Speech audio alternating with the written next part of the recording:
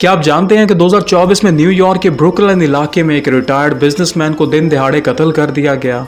Police के मुताबिक कातिल ने न सिर्फ कत्ल किया बल्कि मकतूल की गाड़ी, कीमती घड़ी और नकदी भी लूट कर ले गया।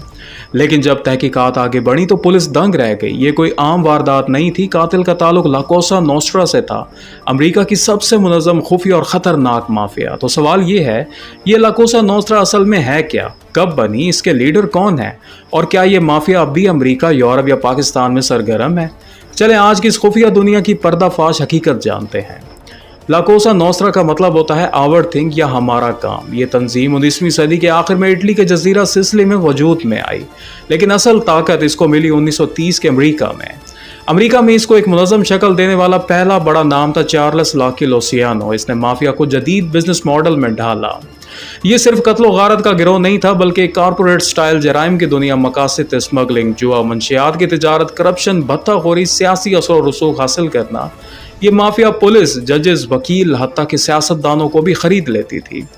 ला कोसा नोस्ट्रा में एक मजबूत दर्जा बंदी होती है। The boss, don, under boss, consigliere, मुशीर, कैपोरिज्मे, कैपूस, सोल्जर्स, फौजी, हिटमैन, एसोसिएट्स, वाबस्ता अफराद।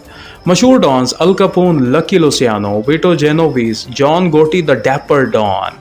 ये माफिया अपने लोगों की शनाख्त के लिए खुफिया टैटूज और कोड्स इस्तेमाल करती है। रोज का टैटू वफादारी की अलामत, खंजर या पिस्तौल कातिल होना, खोपड़ी या सांप आला दर्जे के हिटमैन। मजीद बरा एक रुकन बनने के लिए हाथ पर खून बहाकर कसम खाई जाती है और मुकद्दस तस्वीर को जलाकर कसम का अहद लिया जाता है। सदर डोनाल्ड ट्रंप ने मुख्तलिफ इंटरव्यूज में माफिया के खिलाफ सख्त पॉलिसी की बात की, मगर कई रिपोर्ट्स के मुताबिक ट्रंप टावर की तामीर के वक्त माफिया से मुंसलिक तामीराती कंपनियों से ताल्लुक भी सामने आए। हुकूमत ने FBI की खसूसी टीमें बनाई, रीको एक्ट 1970 में नाफिज किया, कई माफिया लीडर्स को गिरफ्तार किया, मगर माफिया ने भी हिकमत अमली बदली, कत्लो गारत की बजाय कारोबारी दुनिया में इन्वेस्टमेंट शुरू कर दी। क्या ला कोसा नोस्ट्रा आज भी जिंदा है? जी हाँ, माफिया मुकम्मल खत्म नहीं हुई, बस अपना तरीकाकार बदल चुकी है। न्यूयॉर्क में 5 बड़ी फैमिलीज अब भी सरगर्म है। कनाडा, इटली, जर्मनी, ऑस्ट्रेलिया और हत्ता के एशियाई ममालिक में इनके नेटवर्क्स मौजूद हैं। पाकिस्तान में बाकायदा ला कोसा नोस्ट्रा नहीं, लेकिन इन जैसे माफिया स्टाइल गैंग जरूर पाए जाते हैं। मसलन लैंड माफिया, भत्ता ग्रुप्स।